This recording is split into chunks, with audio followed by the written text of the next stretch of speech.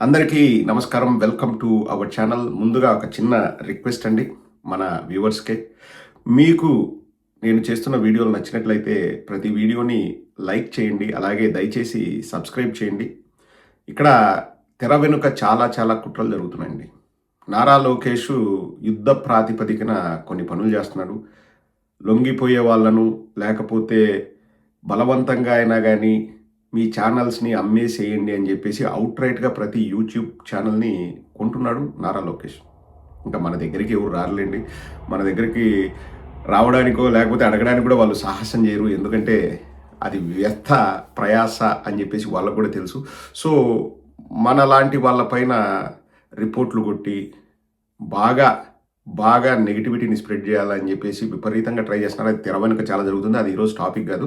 But నా support మీరే. మీరు లేకపోతే నేను వీడియోస్ చేసేవాడినే కాదు. నేను ఇంత దూరం ప్రయాణం చేసేవాడినే కాదు. మన మీద దాడి జరుగుతున్నప్పుడు, మన మీద ఏదైనా వాళ్ళు చేయాలనుకున్నప్పుడు మనం సంఘటితంగా ఉండాలి. నాకు మీ సపోర్ట్ కావాలి. చూసే ప్రతి ఒక్కరూ మీరు సబ్స్క్రైబ్ చేసుకోకపోతే సబ్స్క్రైబ్ చేయండి. అలాగే బెల్ సింబల్ మీద ప్రెస్ చేయండి. మీకు నోటిఫికేషన్స్ వస్తాయి. మీకు వీడియో నచ్చితేనే అండి, నచ్చకపోతే అవసరం లేదు. నచ్చితేనే లైక్ చేయండి. దాని గురించి ఇంకొక రోజు మాట్లాడతాను. Coming to the topic. మనం ఏదైతే ఫస్ట్ నుంచి మాట్లాడుతున్నామో, ఏదైతే ఇది ప్రజా రాజధాని కాదు అని చెప్తున్నామో, ప్రతిరోజు ఒక్కొక్క కొత్త విషయం బయటకు వస్తుందండి. మనం ఏ రోజు కూడా రాజధానులకు వ్యతిరేకం అనలేదు, ప్రాంతాలకు వ్యతిరేకమని మనం చెప్పలేదు. మనకున్న రిసోర్సెస్ ఏంటి, ఆ రిసోర్సెస్ని మనం ఎలా ఎఫెక్టివ్గా యూజ్ చేసుకుంటాము, యూజ్ చేసుకుని ఎలా ప్రజలకు ఉపయోగపడే విధంగా మనం పరిపాలన చేస్తామని జగన్మోహన్ రెడ్డి గారు ఆలోచించారు. వెరీ సింపుల్ అండి, very simple. Vizag beautiful city. అక్కడ మినిమం ఖర్చుతో మనం రాజధాని చేయొచ్చు. లేదు, చట్టబద్ధత తీసుకొస్తాం, ఇక్కడే చేస్తాం. ఓకే మేము వైజాగ్కి వెళ్ళాలనుకుంటే 100 కేసులు వేసి ఆపారండి. సరే, ఇక్కడ అమరావతి 2 లక్షల కోట్లు ఎందుకు? అమరావతి రాజధాని పెట్టండి. అమరావతికే మీరు మొగ్గు చూపండి, ఆ పేరే పెట్టండి. మేము ఎక్కడ కాదనట్లేదు. ఇప్పుడు సిఆర్డిఏ లాగా మావిగన్ అనే ఒక కారిడార్ ఏర్పాటు చేయండి. అంటే మచిలీపట్నం, విజయవాడ, గుంటూరును కూడా ఇన్వాల్వ్ చేయండి. ఆల్రెడీ మనకు అక్కడ బ్యూటిఫుల్ సిటీస్ ఉన్నాయి.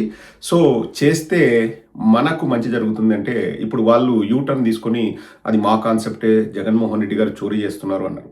ఇక్కడ ఒకటి మనం ఆలోచించేద్దామండి. 2 లక్షల కోట్లు ఖర్చు ఎందుకు అన్నాం. దానిపైన క్లారిటీ ఎవరు ఇవ్వట్లేదండి. అంటే కొందరేమో సెల్ఫ్ ఫైనాన్సింగ్ సిటీ అంటారు, కొందరేమో లేదు మొన్న ఎల్ముడల స్వామిగాడు అన్నాడు కదా, అందరూ ఒక అఖిలపక్షం ఏర్పాటు చేసి 4 లక్షల కోట్లు ఇవ్వండి కేంద్రానికి మనం రికమెండేషన్ పెడితే వాళ్ళు ఇవ్వరా, అలా ఎవరు చేయరు అంటున్నారు. సెల్ఫ్ ఫైనాన్సింగ్ సిటీకి మళ్ళీ 4 లక్షల కోట్లు ఫండింగ్ ఎందుకు? ఇదే కాన్సెప్ట్ మీద ఇప్పుడు పేరుకే బీజేపీలో ఉన్నాడండి. అతను పక్కా తెలుగుదేశం వ్యక్తి, చంద్రబాబు నాయుడు క్లోజ్. చంద్రబాబు నాయుడు ఆ రోజు అధికారం కోల్పోయిన తర్వాత మన పార్టీలో ఉంటే నీకు ఇబ్బంది అయితే నువ్వు బీజేపీకి వెళ్ళిపో అని చెప్పేసి హార్స్ ట్రేడింగ్ చేశాడు ఆ రోజు. హార్స్ ట్రేడింగ్ అది. సో సీఎం రమేష్ అనే వ్యక్తి ఎలా సెల్ఫ్ ఫైనాన్సింగ్ అవుతుందో అని మళ్ళా కొత్త వాదంతో వస్తున్నాడు. ఒక్కసారి వినండి. ఒక ఎకరా దాదాపు ఇప్పుడే 40,000 నుంచి 60,000 వరకు గజం పండు. ఒక ఎకరా అక్కడ 20 కోట్ల రూపాయలు కాస్ట్. 100 ఎకరాలు అయితే ఎంత కాస్ట్? ఒక ఎకరా 20 కోట్లు అంటే 100 ఎకరాలు అంటే 2,000 కోట్లు. 5,000 ఎకరాలు వేసుకోండి, ఎంత అవుతుంది? ఎక్కడికి పోతుంది? ఒక ల్యాండ్ ఇప్పుడు డెవలప్మెంట్ ఇప్పుడు 50,000 కోట్లు పెట్టి డెవలప్ చేసి అయిన తర్వాత ఎకరా 50 కోట్లకి తక్కువ అంటే తక్కువ 50 కోట్లకు పోతుంది. 1000 ఎకరాలు అంటే అదే 50,000 కోట్లు. 2,000 ఎకరాలు అంటే 1,00,000 కోట్లు అవుతుంది. హైదరాబాద్ లో చూస్తున్నాం కదా, 200 కోట్లకు పోయింది. అప్పుడు సెల్ఫ్ సస్టైనబిలిటీ వస్తుంది ఆ క్యాపిటల్కి. ఇది ఒక వాదన అండి. 50,000 కోట్లతో ఇప్పుడు ఖర్చు పెడతాడంట. తర్వాత అది ఓ మహానగరం అవుతుందంట. తర్వాత ఎకరం 50 కోట్లకు పోతుందంట. 1000 ఎకరాలు ఉంటే 50,000 కోట్లంట. 2,000 ఎకరాలు ఉంటే 1,00,000 కోట్లంట. అలా చాలా గవర్నమెంట్ దగ్గర భూమి ఉంటుందంట, ఇంకొక 10,000 ఎకరాలు ఎంతో. సో ఇవన్నీ పగటి కలలు లేకపోతే అంచనాలు వేస్తున్నారు. ఇక్కడ నేను మిమ్మల్ని, మనమంతా సామాన్యులం అండి, మిమ్మల్ని అడుగుతున్నాను. ఇప్పుడు కొంత భూమి అక్కడ రైతులకు ఇస్తున్నారు. ఏది ప్లాట్లు వేసి రైతులకు ఇస్తున్నామని చెప్తున్నారు. ఇంకా ఎవరికి ఇవ్వలేదులేండి. కొంత ఆఫీస్ స్పేసెస్, గవర్నమెంట్ సముదాయాలు, ఇంకా మిగిలినది అమ్ముకుంటాం భవిష్యత్తులో, ఆ డబ్బు వస్తుంది, అప్పుడు మనము డెవలప్ చేసుకోవచ్చు అంటున్నారు. ఇక్కడ ఎక్కడైనా కానీ ఆంధ్ర రాష్ట్ర ప్రజల గురించి ఆలోచన చేసేది ఏదైనా ఉందా? ఇప్పుడు మీరు వెళ్ళి అమరావతిలో ఒక సెంటు కొనాలంటే 50 కోట్లు ఎకరం అంటే సెంటు 50 లక్షలండి. ఎంతమంది అఫోర్డ్ చేయగలరు? ఎంతమంది ఆ డబ్బు పెట్టి అక్కడ నివాసాలు ఏర్పరచుకోగలరండి. నేను చెప్పేది కూడా ఇదే, జగన్మోహన్ రెడ్డి గారు చెప్పేది కూడా అదే. ఎవడిదో రాజధాని అవుతుంది, ఎవడో డబ్బులు తింటాడు, ఎవడో జేబులో పెట్టుకొని వెళ్ళిపోతాడు. ఇప్పుడు ఒక సింపుల్ అండి, నేను తెలుగుదేశం వాళ్ళని అడుగుతున్నాను. కొంత భూమి అక్కడున్న రైతులకు ఇస్తా అంటున్నారు. అది కూడా వాగల్లో, వంకుల్లో, డంకుల్లో, గింకుల్లో వాళ్ళకు, అంటే వాళ్ళకు కావాల్సిన వాళ్ళకు మంచి చోట్ల ఇచ్చుకొని వీళ్ళకి ఎక్కడో పనికిమాలిన ప్లేసుల్లో ఇస్తున్నారు అని చెప్పేసి అది ఒక వాదన ఉంది. సరే, ఇస్తున్నారు. 33,000 ఎకరాల్లో ఒక 10,000 వీళ్ళకి పెట్టారు. 10,000 గవర్నమెంట్ బిల్డింగ్లకి వాటికి పెట్టుకున్నారు. ఇంకా 10,000 ఉందంటున్నారు. ఇంకా ఆంధ్ర రాష్ట్ర మిగతా చోట్ల ఉన్న ఆంధ్ర రాష్ట్ర ప్రజలకి భూమి ఎక్కడుందండి అక్కడ? వాడు వచ్చి కొనాలంటే వాడు కొనేది ఎప్పుడు, వాడు ఇల్లు కట్టుకునేది ఎప్పుడు, వాడు ఇల్లు కట్టుకొని అక్కడ నివాసం ఉండేది ఎప్పుడు? ఇంకా ప్రజా రాజధాని ఎలా అవుతుంది? సింపుల్ క్వశ్చన్ అండి, సింపుల్ క్వశ్చన్. ప్రజా రాజధాని ఎలా అవుతుంది? రియల్ ఎస్టేట్ దందా చేస్తారు. వీళ్ళకి అర్థం కాని విషయం ఏంటంటే అండి, ఒక చోట విపరీతంగా రేట్లు పెరిగి ఒక చోట విపరీతంగా రేట్లు పడిపోవడమో లేకపోతే పెరగకపోవడమో జరిగితే ఇక్కడ ఈ ప్రాంతంలో ఉన్న వాళ్ళు పేదవాళ్ళు అవుతున్నారు. ఎకనామిక్ ఇంబ్యాలెన్స్ అవుతుంది. అది వీళ్ళకు ఆ టాపికే అర్థం కావట్లేదు. పేదవాడు మరింత పేదవాడు అవుతాడు.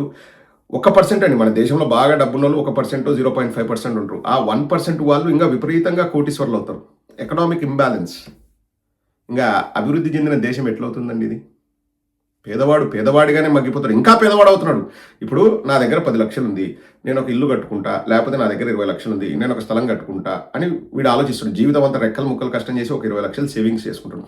ఆ 20 లక్షలతో తను కొనాలనుకున్న సైటు కాస్త 50 లక్షలకి వెళ్ళిపోయింది అనుకోండి, వీడికి ఉండేది ఒక జీవితమే. వీడు సేవ్ చేసుకోగలేదు 20 లక్షలే. ఇంకో రెండో జీవితం, మూడో జీవితం పుట్టి మళ్ళీ 20 లక్షలు, మళ్ళీ 20 లక్షలు సేవ్ చేసుకోగలడా? ఆ లోపు 10 కోటి అవుతుంది. వీడు మరింత పేదవాడు అవుతున్నాడు. Economic imbalance. అండ్ వీళ్ళు చెప్పేది రాజధానిలో 50 కోట్లు 100 కోట్లు అయినాక అమ్ముతారంట, లక్షల కోట్లు చేతికి వస్తుందంట. ఆ దాంట్లో మేము జోబులో వేసుకుంటాము సుఖము, ఇప్పుడు కన్స్ట్రక్షన్లో వేసుకున్నట్టు మేము ఊరేగుతామని తెలుగుదేశం వాళ్ళు చెప్తున్నారు. సరే, ఇతని పేరుకు బీజేపీ అండి, ఆ బొగడా బ్యాచ్ చెప్తుంది. ఎక్కడైనా కానీ నేను మిమ్మల్ని అడుగుతున్నాను, మళ్ళీ ఈ వీడియో చూసేవారిని అడుగుతున్నాను. ఆ వీడియో ఇచ్చాపురం నుంచి హిందూపురం వరకు అందరూ ఇష్టం ఉన్న వాళ్ళు అందరూ చూస్తారు. రాజధాని ప్రాంతంలో ఉన్న ప్రజలు కూడా చేస్తారు. వాళ్ళకి మంచి జరగాలి, నేను ఎక్కడ కాదనట్లేదు. మిగతా వాళ్ళకి ఏం ప్రాతినిధ్యం ఉంది రాజధానిలో? ప్రజా రాజధాని, అమరావతి రాజధాని అని అనంతపురం పోయి సంకలు గుద్దుకుంటాడే. అనంతపురం వాడికి ఎక్కడ అక్కడ స్పేస్ ఉంది? వాడు ఏం చేయగలడు? ఏం చేయగలడు అసలు? ఇప్పుడు పెద్ద పెద్ద నగరాల్లో ఒక సామాన్యుడు పోయి వాడు బాడుగకు ఇల్లు తీసుకుని ఉండడానికి కూడా అనుమతిస్తున్నాడండి. అలా ఉన్నాయి రేట్లు. ఇంకా ఇదైనా కానీ అందరికీ ఇప్పుడు గుంటూరు, విజయవాడ, మచిలీపట్నం చేస్తే ఆల్రెడీ అక్కడ middle class, lower middle class అన్ని వృత్తుల వాళ్ళు ఉన్నారు, అందరు ఉన్నారు.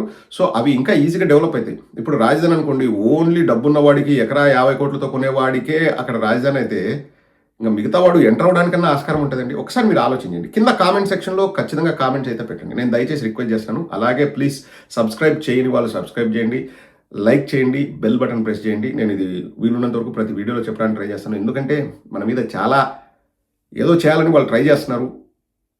వ్యూస్ తగ్గించాలి, లేకపోతే సబ్స్క్రైబర్స్ తగ్గించాలని విపరీతంగా వాళ్ళు కొట్టాల్సిన రిపోర్ట్లు వాళ్ళు కొడుతున్నారు. బట్ నాకు మీ సపోర్ట్ కావాలి.